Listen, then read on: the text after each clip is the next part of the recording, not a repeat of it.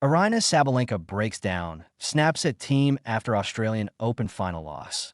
Raw emotions behind a champion's pain barely an hour after walking off Rod Laver Arena. Aryna Sabalenka sat down in front of the media, carrying the full emotional weight of another crushing Australian Open final defeat. The world number one had just watched Elena Rybakina overturn a dramatic three-set battle, winning 6-4, 4-6, 6-4 to claim her second Grand Slam title and her first Australian Open crown.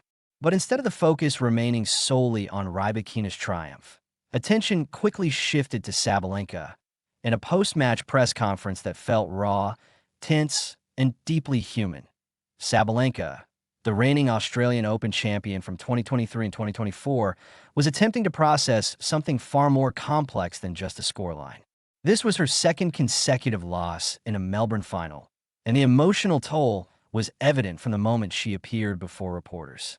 Her voice was heavy, her answers unfiltered, and, at times, painfully honest at a press conference unlike any other when asked a seemingly routine question. When she would sit down with her team to review the final, Sabalenka paused. She sighed. Then she spoke, and the room instantly knew this would not be a standard athlete-media exchange. "I don't know," she said bluntly to AT that moment. Her coaches were not present in the press room. Only her agent and another member of her team sat nearby. Sabalenka turned toward them directly, abandoning the polished media persona expected of a world number one. "When today?" she asked before answering herself.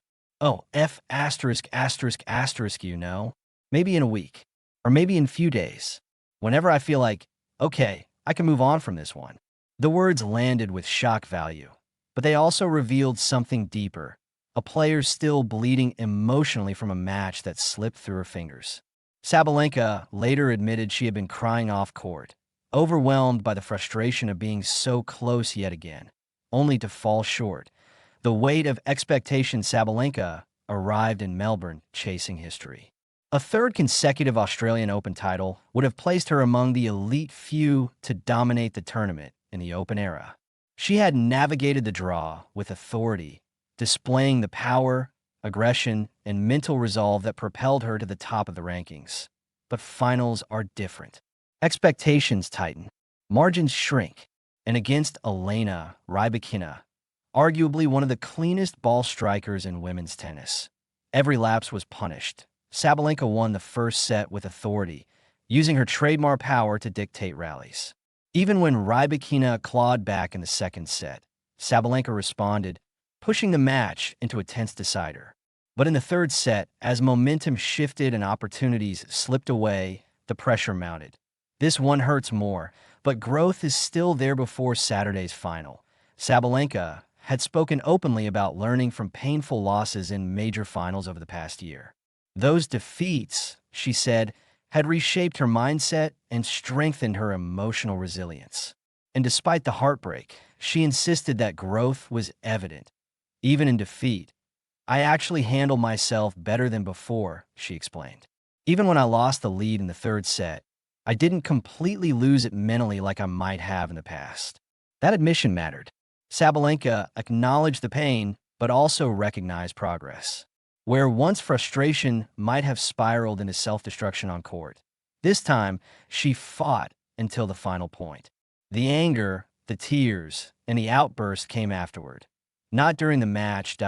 In her mind, that distinction is proof she is evolving as a competitor. The human moment from a world number one. Sabalenka's blunt exchange with her team quickly went viral, sparking debate across the tennis world. Some criticized the language and tone. Others praised her honesty, arguing that fans often demand authenticity from athletes, but recoil when they actually see it. What was undeniable, however, was the humanity of the moment. This was not a scripted press conference or a rehearsed soundbite. This was a champion still in shock, still hurting, and unwilling to pretend otherwise. Sabalenka did not hide behind cliches or forced smiles. She let the world see exactly how much the loss meant to her. Respect for Rybakina. Despite the pain amid the emotional storm, Sabalenka was careful to give credit where it was due. She acknowledged Rybakina's composure, precision, and ability to raise her level at the most critical moments, Elena played unbelievable tennis, Sabalenka said. She deserved this win. It was a reminder that while Sabalenka's story dominated headlines, Rybakina's achievement was monumental, claiming her second Grand Slam title and cementing her status as one of the most dangerous players on tour. What comes next for Sabalenka? As the dust settles on another painful Melbourne night, questions remain about how Sabalenka will respond. History suggests she will come back stronger. Each major setback in her career has been followed by growth, refinement, and renewed hunger. Her words about delaying a team review were not about avoidance. They were about self-preservation. Sabalenka knows she will analyze the match in detail. She just needs time to let the emotions settle. For now, the tears, the anger, and the raw honesty are part of the process. Aryna Sabalenka remains the world number one. She remains a Grand Slam champion. And after another heartbreaking final, she remains one of the most compelling, emotionally real figures in modern tennis.